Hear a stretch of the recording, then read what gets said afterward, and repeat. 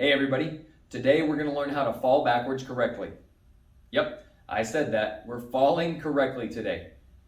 Your body is really cool. It's amazing and it has a lot of great natural instincts when it comes to falling.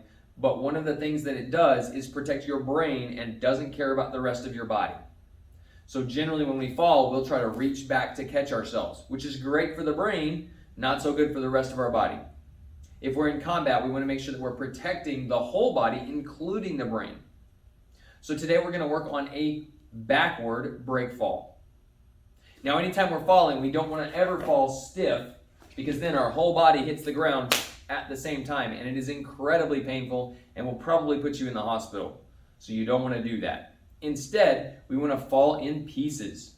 So instead of falling like a board, I'm going to start collapsing my body as soon as I feel that I'm falling. So maybe I'm just walking backwards, looking at something up here, taking pictures or whatever, and I trip, okay? As soon as I feel myself start to lean backwards, I'm going to start bending both of my knees, curling my back, tucking my chin. This is how we protect our brain.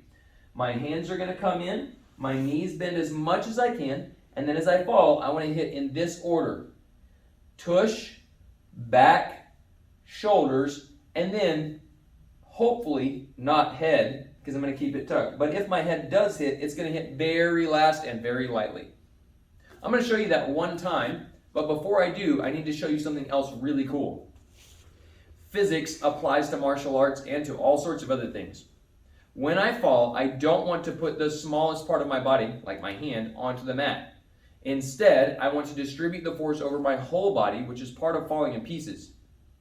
The way that I keep myself from reaching back to catch myself is that I actually slap the mat when my shoulders hit. Not only does that allow me to control where my hands go, but it also distributes the force over a larger surface area.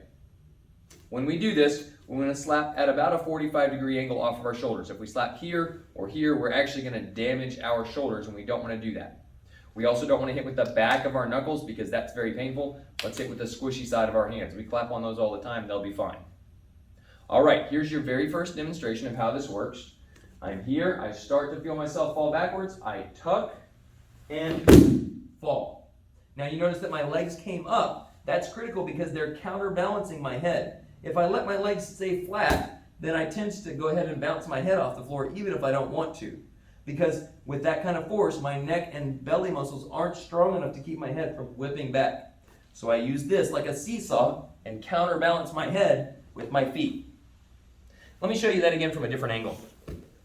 This time I'm going to fall backwards away from the camera. Pay attention to the angle of my hands as I slap out.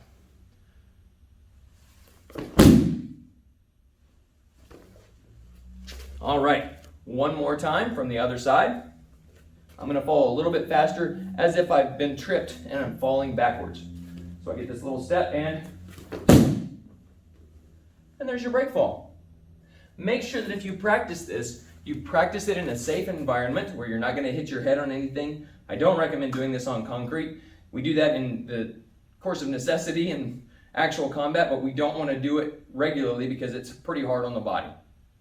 Maybe practice on a mattress or a trampoline first, and then work your way up to slightly harder surfaces.